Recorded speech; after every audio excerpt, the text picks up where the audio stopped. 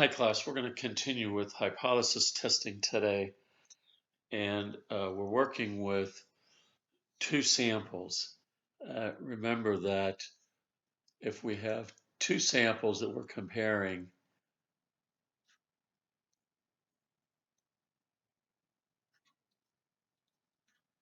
they could be independent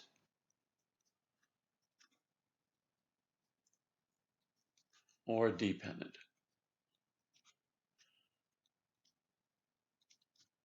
And we could be testing means, proportions, variances, standard deviations.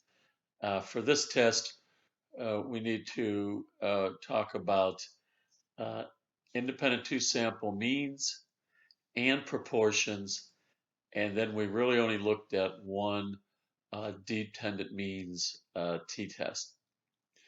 So in the other video we talked about the dependent two sample means test. Today we're going to look at two examples, one again on proportions and one on the means.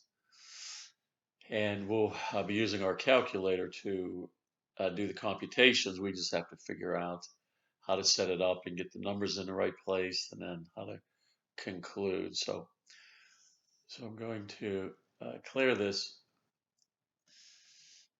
clear canvas, and then uh, I'm going to uh, write down the information from the problem that I got first. So this one is on comparing two samples, and we're going to test to see if there's a significant difference between the means of those sample populations, or those samples that we got from the two different, or possibly two different populations. So this was they want to test for the effect of marijuana use on college students, and this was in the Journal of American Medical Association, the residual cognitive effects of heavy marijuana use on college students. Okay, so they had two groups, and again, we need for the two sample means test, we need two samples, and so they had two samples of students. One was again light use. So I'll put up here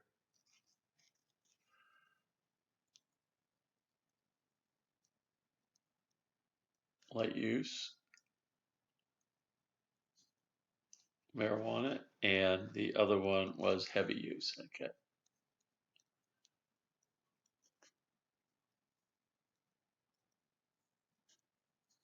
heavy use. And what we want to do is compare again the means here. So they're both going to take a cognitive test on memory recall. And so they do that independently of each other, and then they look at the group means and standard deviation and so on. So for the first one here, we have n sub 1 equal to 64, and then n sub 2 equal to 65. And it's okay that they have different samples. You really to help keep the error down, the possibility of errors. If they're equal, things work out better. If they're not, then there's a little bit of an issue. Um, Now, the sample mean score, okay, so this is the mean of the scores on this memory test. So for the light users, they had a score of 53.3, and they had a standard deviation of 3.6. The heavy marijuana users, their score overall, the average memory score, is equal to 51.3. And then the standard deviation equal to 4.5. Okay, so again, sample sizes are very similar. The means actually don't look initially that far apart. So our goal is to see, is this a big difference? And then you say to yourself, well, that's two. A difference of two on this memory recall test doesn't sound like much of anything, but our job as a statistician is really not to make that decision right now, anyways, or maybe not even at all. We do want to talk about, is this a significant difference, right? A statistically significant difference between the two, so that we can conclude maybe that there is a difference in memory recall between light use and heavy use of marijuana. So now when we have this test, we really need to test the variances between two groups, because we don't want to fall into maybe a trap where we see that the means are pretty close, but yet the groups aren't the same. And I'm just going to give an example of that here. If I have a distribution that's fairly normally distributed that looks like this, and I'm going to draw one right underneath it that maybe looks like this. And the middles of the distributions are basically the same, right? Almost exactly the same. So we kind of got that situation here. But would you say that this distribution, this group of data values or scores, is basically the same as this one here? And then you would say, well, no. Okay, it's not. It's definitely, there's a difference. Well, where's the difference? It's in the variability. So the variability has to be tested, and it's always tested behind the scenes with this calculator. It's something called the F-test, and the calculator will test to see, or if you didn't have the calculator, you'd have to go through and compare the standard deviations to see if they're significantly different first. If they are, we know that there's something there, and typically there's an adjustment made in the test statistic here, and there's different things you look at if you go on in statistics to a higher level. But for now, we're going to let that happen behind the scenes, and then we're just going to concentrate on comparing these two numbers right here. Are they statistically significantly different from each other? Okay. And I didn't write a hypothesis or no hypothesis up here just yet, because I want to show you something about the calculator that we need to remember.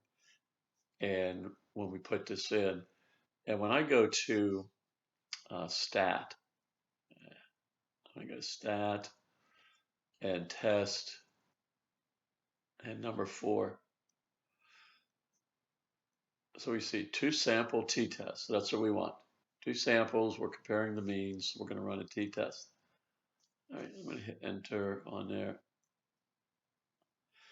Now, when you run the test, like I picked light use was sample 1. I labeled it as a sample 1. Heavy use, I labeled as sample 2. Well, what is that? How did I know to do it that way? Well, it doesn't matter. It just does matter, though, when you get over here and you set up your null hypothesis, it's got to match, because the calculator will always subtract group 1 minus group 2 numbers. Okay. Now we have the stats. Let's go over to stats and hit enter. All right. So again, it does matter which one you pick. You've got to be consistent in what you do here. So let's go ahead and put in the data. Again, normally I wouldn't do this up front, but I want you to see what's going on here and why I'm doing this. So X sub 1 is 53.3.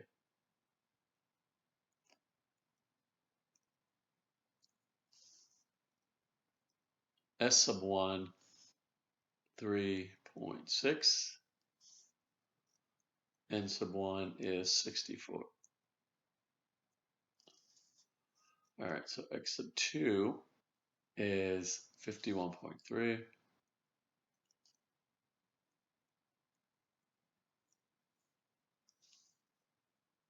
F sub 2, 4.5, and N sub 2. Our sample size for the second group, 65. All right, so now here we've got this. We're going to run a two-tail test, left tail, right tail test. And that's the tricky part of hypothesis testing for most students when they first start to learn. It really can get confusing, but not impossible. You just have to kind of, take it one step at a time here. Now, first of all, do I want to run a two-tail test or a one-tail test? We could run a two-tail test all the time. That's safest thing, most conservative estimate. Is it the best thing to do all the time? No. So let's go back here and look. In the article, it said that they believed that the light use group would do better. That would score higher on memory recall. Okay, so that's kind of what they thought. So definitely indicating a one-tail test. They're saying that this is one group's going to be better than the other. All right, so we want a one-tail test. Now, how do we set this up in the calculator? If we think this is going to be better than this, bigger number minus a smaller number, that's going to put us to the right. So it is going to be a right tail test. Okay. I'll go over that in just a minute again. I just continue down. Now pooled for this course, I'm going to say yes. And it's a pooled estimate that instead of you've got two sample standard deviations trying to approximate what the population standard deviation is. And if they're close, basically you would average them out and come up with a weighted average in a sense and use that for you. So you're pulling the information from the two different samples. And for this course, we're just going to always say yes on this. Okay. And again, that's another color blue. Oh, you can change it. Calculate. All right. Enter. So we got a bunch of numbers here. All right. I'm going to write those over here. T. Let me just throw in here before we do that. Alpha equal to 0.01. I set this at 1%. I can set it at 10%, 5%, 1%. Remember, this significance level is the probability of a type 1 error or wrongfully rejecting the null hypothesis. So we're kind of hoping to reject, in a sense. We think somebody's guilty. We take them to trial because we think someone's guilty. So we're kind of hoping to find them guilty. But we start out again that they're innocent, and then this is saying that we want to be pretty certain. We want to be 99% confidence in a sense that we're going to make the right decision here at the end and reject. But let's take a look at this. We have a T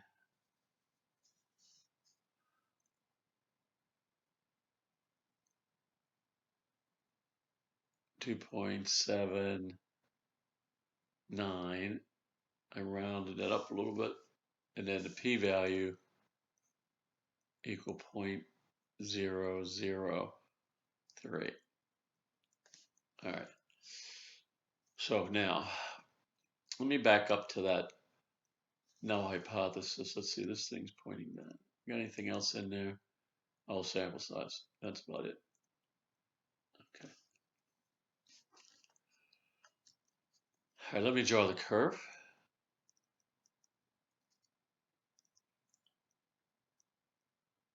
And in the middle, let's see, what goes in the middle? Well, in this case, 0. All right, why 0? Our null hypothesis is, again, there's no difference. Heavy marijuana use, light marijuana use, really doesn't matter. There's no difference. So there's a 0 difference between these sample means. Okay. then we try to show that that's not true. We want this number to be, hopefully higher, and it did turn out that way, but that's what we kind of expected. But so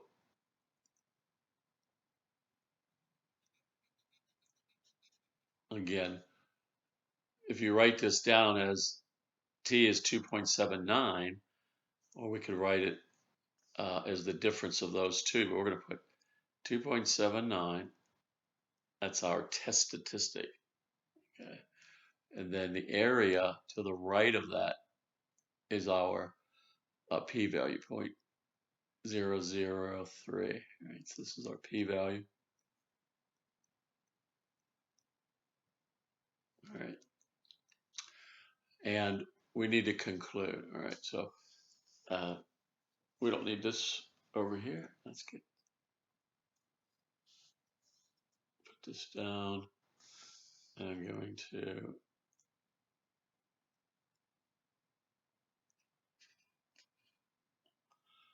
give myself some more room. All right. So again, now normally I would have set this up ahead of time. My hypothesis, right, was that the light users would score higher than the heavy users, right? So my null hypothesis, my H sub 0, okay, when I compare mean 1, right, mu sub 1 and mu sub 2, right, I want to, initially, I would say that they are equal, right? We would say, oh, well, we're starting out really by saying that they're equal. But then again, we said, well, we could run a one-tail test. So we're going to adjust that to a one-tail. That would have been a two-tail test, just saying that they're equal. Now, here's the tricky part again. Which side, right? What's this one right here? Well, we said that was kind of like the null hypothesis. So this is actually the less than or equal to 0 part,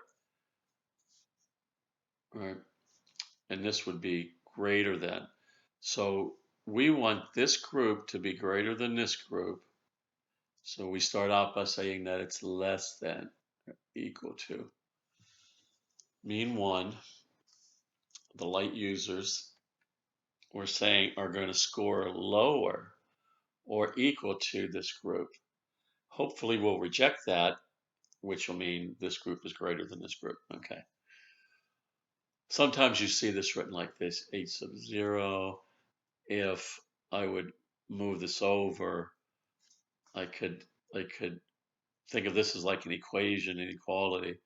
I could say mean 1 minus mean 2, right? I would move this over here, is less than or equal to 0. So again, I think that's a little, students don't like that as much, but sometimes you see the books will write that like that. All right. So let's go ahead and conclude. Again, what we don't want to do is make a type 1 error, right? Type 1 error. So if P is less than alpha, reject H sub 0. So P, let's see, right? Here's my P value, right? 0.003. Is that less than 1%? Yes. So we're going to reject this. So we're going to say no. The light users did not score less than or equal to the heavy users. The light users actually scored greater than, right? So the alternative hypothesis is that the light users scored greater than. In our case, it's significantly greater than. So we're going to accept this. We're rejecting this. Now, anytime you make a decision in statistics, you could be wrong. if we're doing hypothesis testing, right, it's probabilities, it's likelihood. We don't know that that's actually true or not, but our data is suggesting that. But statistically speaking, well, what's our chances of being wrong if we reject, which is what we're going to do? We're going to reject. Our chances of being wrong or type 1 error is 0.003. That's our p-value. If we would have accepted incorrectly, we could have wrongly accept.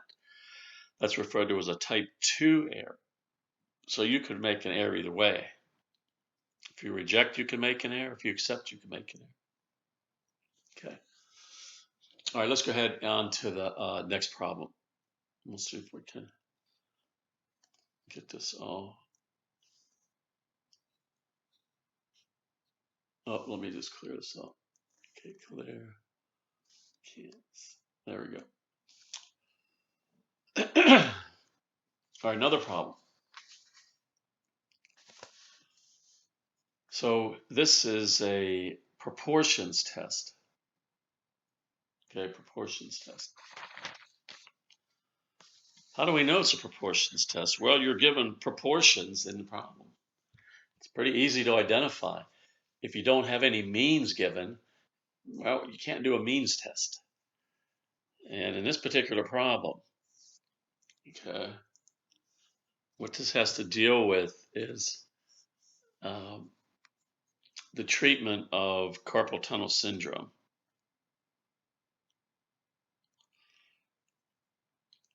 All right, so here we have treatment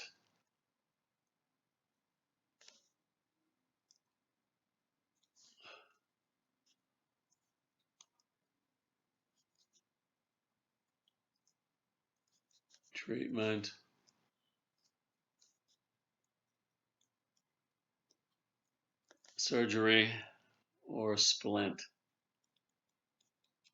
Okay, surgery or splint. And success. And again, it has to deal with after 1 year, the patient's return to normal and feelings of pain over certain periods of time. And they have a way that they deem success or not. And then N, this is total number or sample size. So we had for surgery 67 successes out of the 73 that were treated. And then the splint had 60 successes out of the 83 that were treated. Okay. So that's all the information we really need. How many successes out of how many, our sample size. And that's really about it. And we can go in and plug that into the calculator. Now we could figure out the proportions. We'll get those too. Let me go ahead and pull up calculator and see if I can. Nope, it's not going to let me do that. It's not going to let me.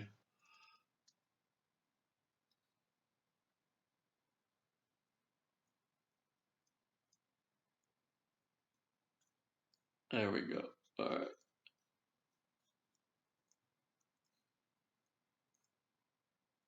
All right. Again, so we got the data. And in fact, let me getting a little better at this. It's taken me a while. All right, there we go. So let's go to stat, test.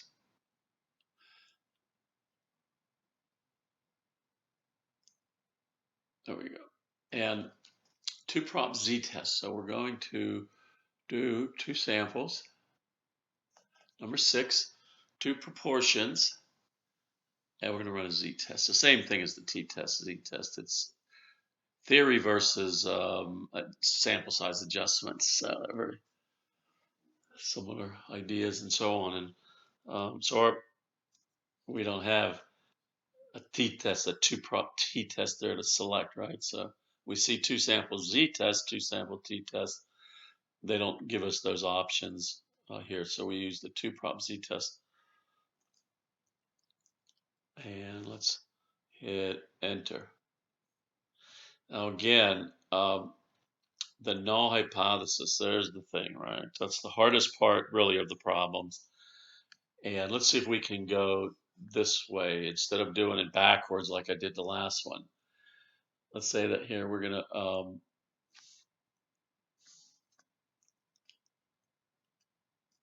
gonna draw my curve, right? See if I can get this figured out. So just like the t-test, in the middle, I'm gonna put 0. That 0 is standing for, how much difference there is between the two sample proportions. Well, we're going to say there is no difference. We start out by saying there's no difference, then we try to reject that and say that yes, there is a significant difference between the two sample proportions, right? So which one should we call sample 1, sample 2, right? It doesn't matter. You just have to be consistent. And what we're going to do is we're going to go with surgery, and we're going to say x sub 1 is 67 and n sub 1 equal to 73.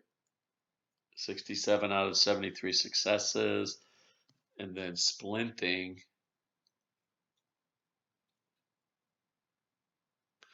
we're going to say x sub 2, 60 out of n sub 2 equal to 83, right? So it's going to be this minus this. Okay, that's what we're going to be doing. It's always in the calculator when we go in, see x1, they take that information and subtract the other one. But so surgery, splinting, x1 minus x2, that means again, this should be more. We really, in a sense, don't know that. Unless you really read into the article and see what they had to say, you have to assume that in this case, we don't know. Is surgery better than splinting? And we're just going to assume this time that we have no idea. So what does that leave us with then? Okay. H sub 0, proportion 1 equal to proportion 2, right? No greater than or less than, because we're going to run a two-tailed test. Okay.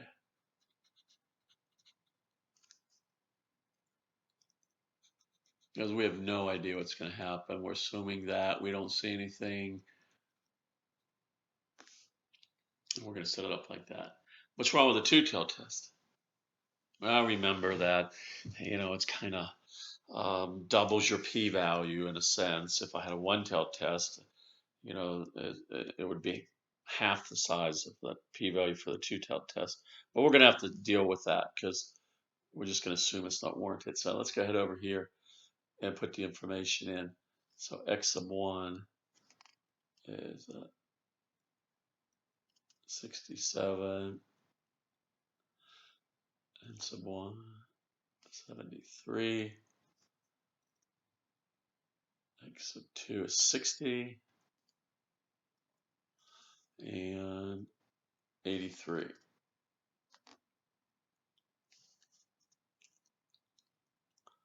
So right there's our two-tailed test. So we got to move that thing over. All right.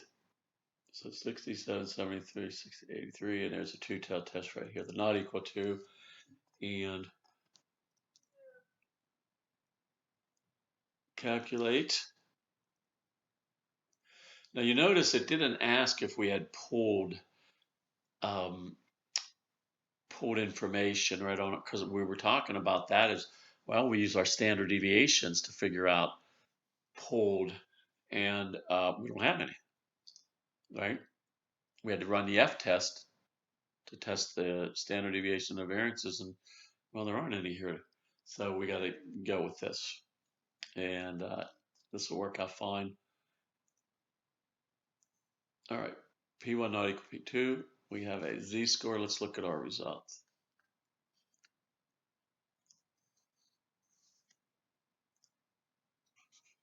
Let's take this out of the way.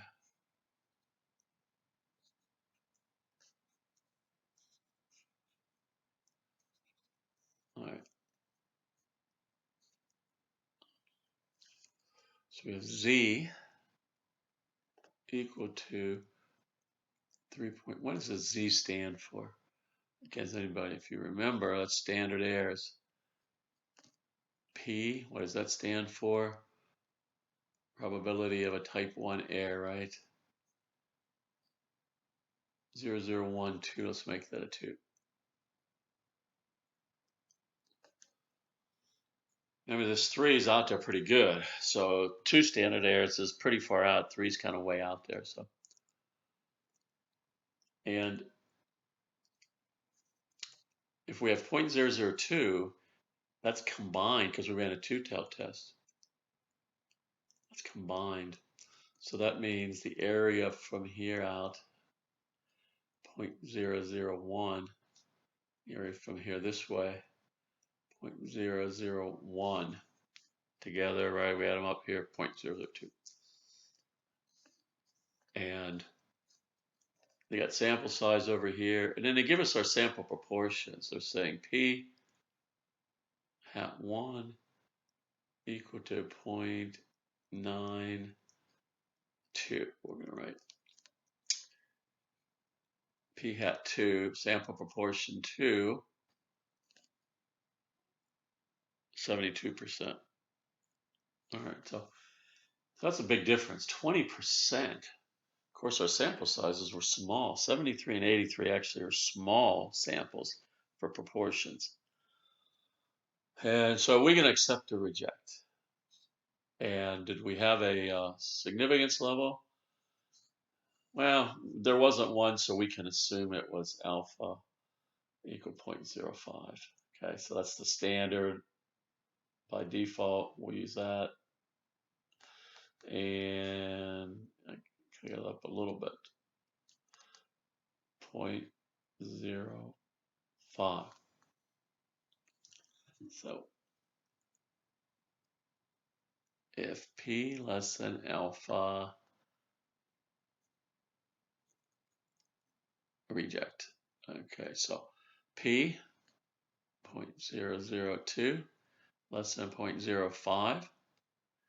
We're going to reject. In this case, again, this is less than 5%. We have enough of statistical evidence. Then, yeah, this 20% wouldn't have occurred by chance. We're saying that it's very unlikely that those two populations would be equal. The population of splinting, the population of surgery. We don't expect that the numbers would have come out exactly the same. We know one's going to be bigger than the other. But if one's a lot bigger than the other, then we figure like, well, in this case, that's probably not going to occur by chance. In fact, it's very small that one would have been that much bigger than the other one, right?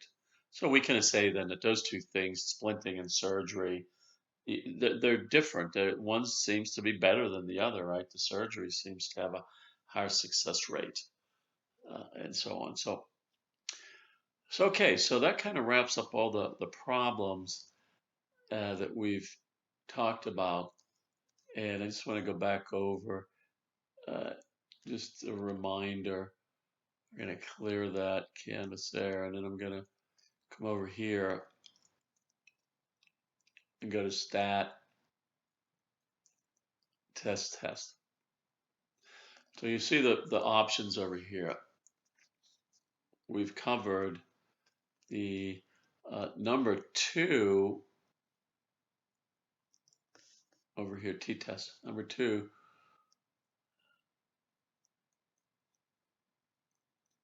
t-test, right? We did the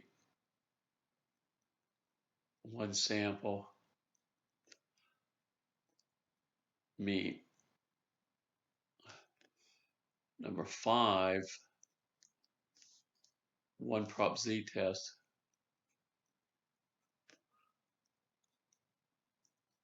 was the 1 sample portion. And then we did 4, and jump to that one right now. Number 4, which says 2 sample t-test, 2 sample t-test, and that was 2. That was the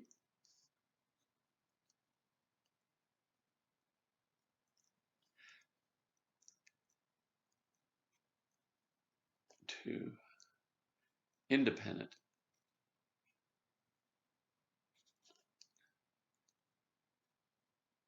means test.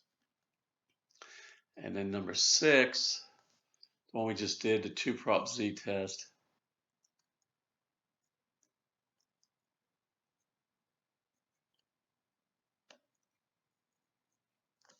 was for 2 independent proportions. Now the only one that was kind of tricky that out of these standard ones here was we used number 2 again. We used 2 for the dependent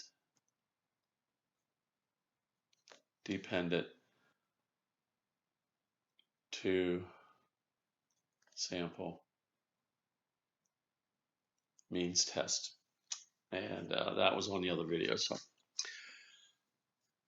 okay, so that just kind of wraps things up then for the hypothesis testing for unit 4.